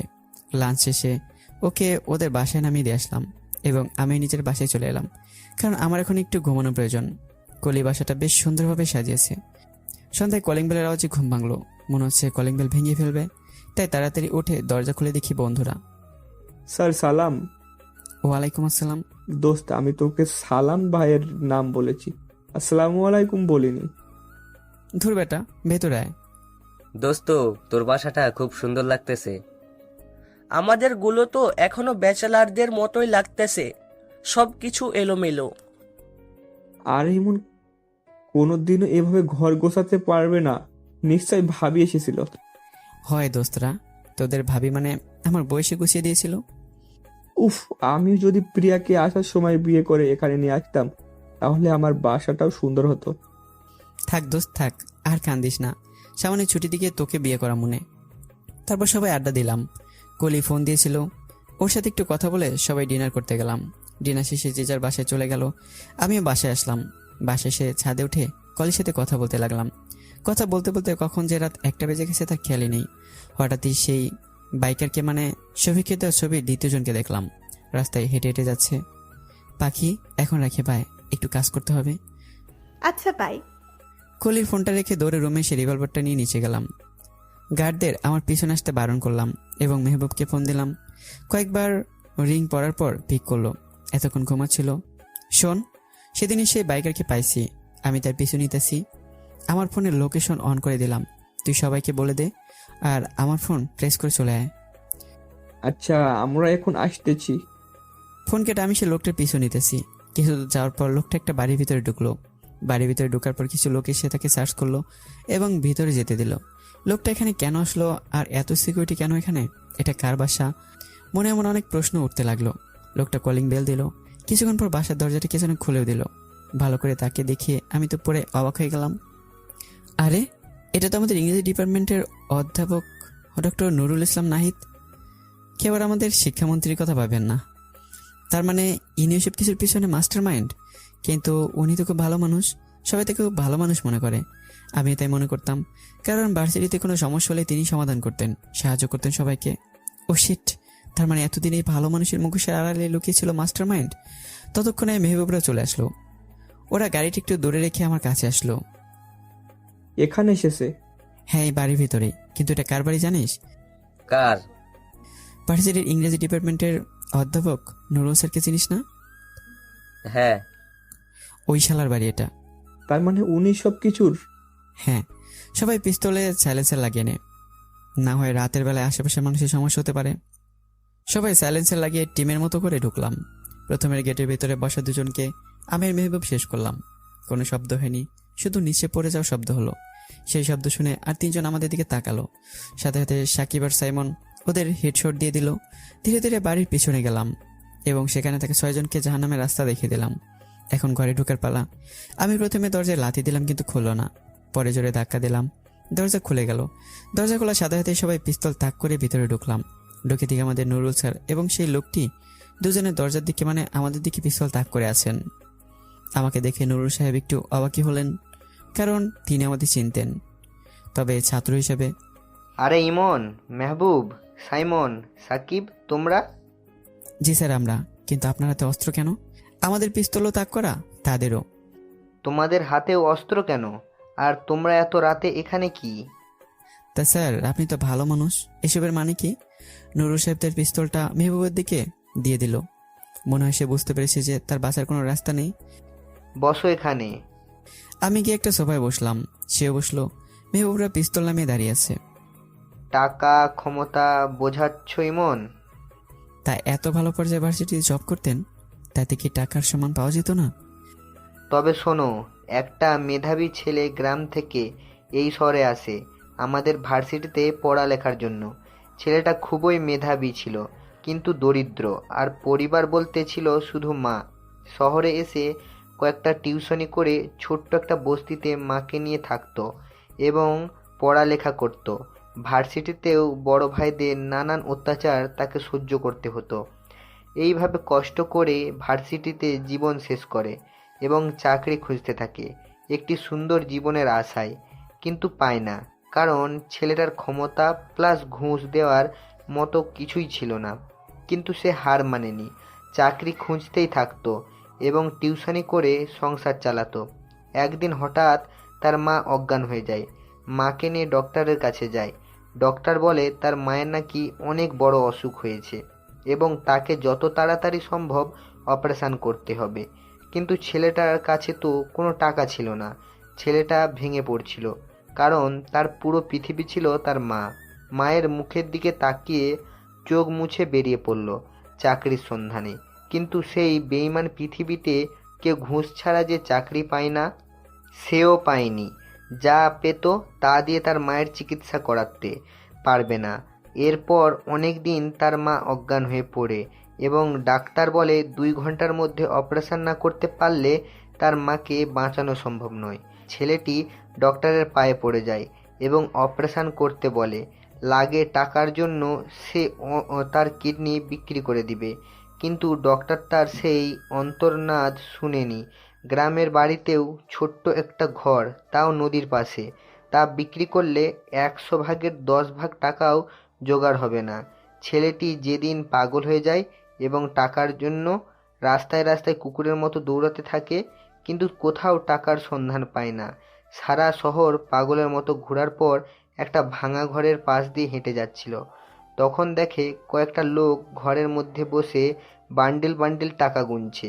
ছেলেটা সোজা সেই লোকটার পায়ে গিয়ে পড়ে এবং মায়ের অপারেশনের জন্য টাকা চায়।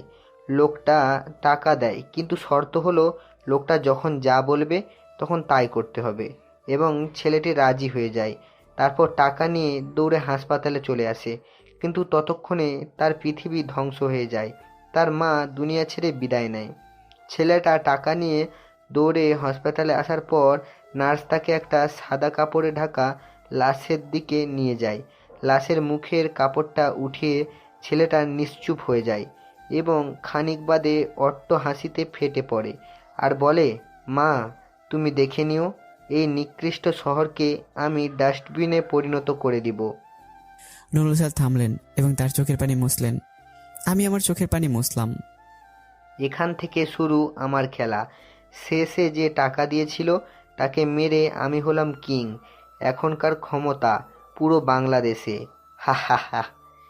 তিনি আবার বললেন, তোমরা আমাকে নিয়ে যাবে ঠিক আছে, কিন্তু সকালের আগেই আমি আবার মুক্ত হয়ে যাব। আমি আবার উঠে দাঁড়ালাম। সবাইকে একই সুতায় মাপায় ঠিক না স্যার। আপনার সাথে অন্যায় হয়েছে, কিন্তু সে একে অন্যায় কিংবা তার চেয়েও বেশি আপনি অন্যের সাথে করেছেন কিংবা করাচ্ছেন। থাক, তোমার আর শেখাতে হবে না। এখন আমাকে কি জেলে নিয়ে যাবে নাকি রেখে যাবে? অবশ্য নিয়ে গেলেও লাভ নেই, সকালে আবার ছেড়ে দিতে হবে, আবার বাসায় ড্রপ করেও দিতে হবে। না স্যার, আমরা মিশনে নামলে কাউকে জেলে নিই না, সোজা উপরে পাঠিয়ে দিই। কথাটা বলে সাথে সাথে নুরুল নিচে পড়ে থাকা পিস্তলটা উঠিয়েই ঠাস করে আমাকে শুট করলো এবং গুলিটা এসে আমার কাঁধে লাগলো। সাথে সাথে মেহবুব নুরুলকে হিটশট দিয়ে দিল। ওরা সবাই এসে আমাকে ধরলো। মেহবুব এসে আমার গুলি লাগে স্থানটি চেপে ধরলো। আমি ইমনকে নিয়ে হসপিটালে যাচ্ছি, তোরা এর দিকটা সামলা। ঠিক আছে, তোরা তাড়াতাড়ি যা। মেহবুব আমাকে নিয়ে গাড়িতে উঠলো। আমি হেড অফিসে ফোন দিলাম। হ্যাঁ ইমন বল, ওই দিকের কি অবস্থা? Sir mission complete. Well done my son. তোমরা ঠিক আছো তো? জি স্যার, শুধু আমার একটু গুলি লেগেছে। তুমি কোথায়? এখন হসপিটালে যাচ্ছি, এখন রাখি। তাড়াতাড়ি যাও। ফোনটা রেখে দিলাম। প্রচণ্ড ব্লাডিং হচ্ছে। মেহবুব এক হাত দিয়ে গাড়ি ড্রাইভ করছে, আর এক হাত দিয়ে আমার ক্ষতস্থান চেপে ধরেছে। দূর, এমন করছিস কেন? কিছু হয় নাই শালা, ঘাদেই তো গুলি লেগেছে, এটা কোনো ব্যাপার না। আর একটা কথা বলবি তো লাথি মেরে গাড়ি থেকে ফেলে দিব। তোর প্রচন্ড ব্লাডিং হচ্ছে, সমস্যা তো এখানেই। আরে কোনো প্রবলেম হবে না, তুই আসুস তোর সাথে। চুপ করে বসে থাক। কিছুক্ষণ পর হসপিটালে এসে পৌঁছালাম। গাড়ি থেকে নেমে মেহবুবের কাঁধে পর দিয়ে চললাম। মেহবুব এক হাত দিয়ে শক্ত করে, এক হাত দিয়ে গুলি লাগে স্থানে ধরে আছে আর ডক্টরকে ডাকতেছে। আসলে আমাদের টিমে 4 জন কলেজ থেকে শুরু করে ভার্সিটি পর্যন্ত একসাথে স্টাডি করেছি, তারপর একই সাথে জব করছি। কিন্তু মেহবুব হলো আমার বেস্টের থেকেও বেস্ট ফ্রেন্ড, ভাইয়ের চেয়েও কম না। ডক্টর দৌড়ে আসলো, কিন্তু আমার চোখগুলো ঘুলিয়ে যাচ্ছে, সবকিছু ঝাপসা দেখতেছি। গুলিটা অনেক কাছ থেকে লেগেছিল, তাই ক্ষতটা একটু গভীর হয়ে গিয়েছিল, ফলে রক্তটাও একটু বেশি বের হয়েছে। ইতিমধ্যে ডক্টর, নার্স আর মেহবুব আমাকে স্ট্রেচারে শুয়ে অপারেশন থিয়েটারের কাছে নিয়ে এলো। মেহবুব এখন আমার হাতটা ধরে আছে। আমি চোখে সবকিছু অন্ধকার দেখতে পারছি। তারপর আর কিছু মনে নেই। যখন চোখ খুললাম তখন চারপাশে দেখি পুলিশের কর্মকর্তারা, কলির বাবা, স্যার আর আমার বন্ধুরাও। আর বুকে কিছু ভারী অনুভব করছিলাম, আর কান্নার আওয়াজও পাচ্ছিলাম। তাকে দিয়ে কলি আমাকে জড়িয়ে ধরে কান্না করতেছে। বাহ, নিজেকে বড় সেলিব্রিটি মনে হচ্ছে, সবাই আমাকে দেখতে এসেছে। আমার দিকে মুখ তুলে তাকালো। কিছু বলার আগে আমি ওকে আবার বুকের সাথে চেপে ধরলাম। এই অবস্থায় তোমার মজা করা গেল না। কিরে শালাবাবুরা? কিছু না, তুই বোনকে মানে ভাবির সাথে কথা বল, আমরা বাহিরে যাচ্ছি। আর হ্যাঁ, ভাবিও কিন্তু সকাল থেকে কিছু খায় নাই, আমি খাবার পাঠিয়ে দিচ্ছি। কলির বাবা আমার মাথায় হাত বুলিয়ে বাইরে চলে গেলেন। এতক্ষণ একটু লজ্জাই লাগলো, শালার তার সামনেই তার মেয়েকে জড়িয়ে ধরে আছি আমি। আমার তো মনেই ছিল না। সবাই বাইরে চলে গেল। আমি ঘড়ির দিকে তাকিয়ে দেখি 11টা বাজে। পাখি এখনো কান্না করবে? তো তোমার এই অবস্থা হলো কেমনে? সে এক লম্বা কাহিনী। তার আগে বলো, তুমি সে কখন থেকে আমাকে এবার জড়িয়ে ধরেছিলে? সকাল থেকে। স্যার, বন্ধু, তোমার আব্বুর সামনেই? অমনে আমার বুকে আবার মুখ লুকালো। আমি খেয়াল করিনি। মা গো মা, এত ভালোবাসা। একটু পর মেহবুব খাবার নিয়ে আসলো, খাবার টেবিলের উপর রেখে। তোরা খেয়ে নে। আচ্ছা, আর শোন। হ্যাঁ বল। আম্মা আব্বুকে কিছু বলেছিস? না, আঙ্কেল আন্টি তাহলে কান্না করতে করতে তখনই রওনা দিত। এই একটা ভালো কাজ করেছিস, এখনো কিছু বলিস না? ঠিক আছে। তারপর কোলে আমাকে খাই দিল এবং নিচেও খেলো। বিকেলে ডক্টর রিলিজ করে দিল। বাসায় আসলাম। কলিও বাসায় আসলো আমার সাথে। প্রায় 15 দিনের মতো লাগলো সুস্থ হতে। এই কদিনে কলি সবসময় আমার সাথে সাথেই থেকেছে এবং আমার সেবাও করেছে। সকালে আসতো আর রাতে চলে যেত, অবশ্য আমি পাঠিয়ে দিতাম। এখন আমি পুরোপুরি সুস্থ। সকালবেলা আম্মুকে ফোন দিলাম। হ্যালো। আসসালামু আলাইকুম আম্মু। ওয়ালাইকুম আসসালাম। কেমন আছিস বাবা? ভালো আম্মু, তোমরা কেমন আছো? আর আব্বু কোথায়? আমরা ভালো আছি। তোর আব্বু বাজারে গিয়েছে। তারপর আম্মুর সাথে আরো কথা বললাম। কথা বলার এক পর্যায়ে আম্মু আবার বিয়ের কথা বললো, তবে এবার আর বিরক্ত লাগলো না। আচ্ছা যাও, তোমাদের ইচ্ছে পূরণ করলাম। ঢাকা চলে এসো এবং দেখো আমার পছন্দের সাথে তোমাদের পছন্দ মিলে কিনা। তোর পছন্দ মানে? তুই তো কাউকে পছন্দ করতিস। কিন্তু এখন করি। আগেও তো জিজ্ঞেস করেছিলাম, তখন তো কিছু বলিসনি। এখানে আসে পরই পছন্দ হয়েছে। সত্যি বলছিস বাবা? তাহলে আজকে বিকেলেই আমরা রওনা দিব। আম্মু অনেক খুশি হয়েছে। আচ্ছা ঠিক আছে। আম্মুর সাথে কথা বলে ফোনটা রেখে দিলাম। তখনই কলিং বেল বেজে উঠলো। গিয়ে দরজা খুললাম। দেখি কলি খাবার বাসায় নিয়ে এসেছে। ওর হাত থেকে হট ক্যারিয়ারটা খাবার টেবিলের উপর রাখলাম এবং ওকে কোলে তুলে নিলাম। কি হলো জনাব, এত খুশি কেন? আম্মুকে বলেছি তোমার কথা। আম্মু খুব খুশি হয়েছে এবং কালকে আসতেছে। আমার কথা শুনে কলি আমাকে জড়িয়ে ধরলো। সারাদিন কলিকে নিয়ে সব জায়গায় ঘুরলাম। পরের দিন ফজরের পর কলিকে নিয়ে স্ট্যান্ডে গেলাম, কারণ আজকে আব্বু আম্মু আসবে। কিছুক্ষণ পর বাস আসলো। বাস থেকে আব্বু আম্মু নামলো। আমি আর কলি তাদের সামনে গেলাম। গিয়ে আব্বু আম্মুকে জড়িয়ে ধরলাম। অনেকদিন পর দেখা হয়েছে। তারা আমার খোঁজ খবর নিতে লাগলো। তোমাদের একজনের কথা বলেছিলাম যে, ও কলি। তারা কলির দিকে তাকালো। কলি আব্বুকে সালাম করলো, পরে আম্মুকে সালাম করতে যাবে তখন আম্মু তাকে উঠিয়ে জড়িয়ে ধরলো। সারা রাস্তায় আব্বু আর আম্মু কলির সাথে কথা বলেছে, আমাকে যেন এখন আর চিনেই না। আব্বু আম্মুকে বাসায় নিয়ে গেলাম এবং কিছুক্ষণ কথা বলে কলিকে তার বাসায় পৌঁছে দিতে গেলাম আর বললাম কালকে বিকালে আব্বু আম্মু তাদের বাসায় বিয়ের প্রস্তাব নিয়ে যাবে। কলি খুব খুশি হলো। বাসায় এসে আব্বু আম্মুর সাথে অনেক কথা বললাম। দুপুরে রেস্টুরেন্টে যাওয়ার জন্য বের হবো, যদিও আম্মু রান্না করতে চেয়েছিল, কিন্তু তারা জার্নি করে এসেছে, এখন ক্লান্ত, তাই আমি করতে দেইনি। রেস্টুরেন্টে যাওয়ার উদ্দেশ্যে দরজা খুললাম, খুলে দেখি কলি কতগুলো ব্যাগ নিয়ে হাজির। আরে তুমি, আর এতগুলো ব্যাগ কিসের? কোথায় যাচ্ছ? এই তো দুপুরের খাবার খেতে। কোথাও যেতে হবে না, চলো ভেতরে চলো। মানে সবার জন্য খাবার নিয়ে এসেছি আমি। ইমন কে এসেছে? আম্মু তোমার বৌমা। বৌমা বলায় কলি একটু লজ্জা পেল। কলির হাত থেকে ব্যাগগুলো নিয়ে ভিতরে ঢুকলাম। আরে মা তুমি? জি আম্মু, আপনাদের জন্য নিজের হাতে রান্না করে নিয়ে এসেছি। পাগলি মেয়ে, এত কষ্ট করবার কি দরকার ছিল? ও কিছু না, চলেন খেতে বসবেন। তারপর সবাই একসাথে খেতে বসলাম। আম্মু আব্বু কলির রান্নার প্রশংসা করলো। খাওয়া দাওয়া শেষে কলিকে বাসায় পৌঁছে দিলাম। পরের দিন বিকেলে আব্বু আম্মু কলির বাসায় গেল এবং বিয়ের কথা পাকাপাকি করে এলো। দেখতে দেখতে বিয়ের দিনও চলে আসলো। সবাই খুব খুশি। আমার বন্ধুগুলোর মন একটু খারাপ, কারণ আমার কোনো শালি নাই। সারাদিন অনেক ধকলের পর বিয়ের কাজ শেষ হলো। এখন রাত 11টা বাজে। আমি বন্ধুদের সাথে ছাদে বসে আছি। মেহবুবকে আব্বু ফোন দিল। আব্বুর সাথে কথা বলে, দোস্ত চল। কোথায়? ভাবি তোর অপেক্ষা করছে। দোস্ত, ভয় লাগতেছে। ধুর বেটা, কিসের ভয়? সবাই ধরে বাসর ঘরে ঢুকে দিল। কলি খাটের মাঝে একটা লম্বা ঘোমটা পরে বসে আছে। আমি ধীরে ধীরে খাটের কাছে গেলাম। খাটের কাছে যাওয়া মাত্রই কলি খাট থেকে নেমে এসে আমাকে সালাম করলো। আমি থেকে জড়িয়ে ধরলাম। তারপর ভাইয়ার বলতে পারবো না, আর বললে 80+ হয়ে যাইতে পারে। তো বন্ধু, গল্পটা এখানে শেষ করা হলো। কেমন হয়েছে জানাতে বলবেন না।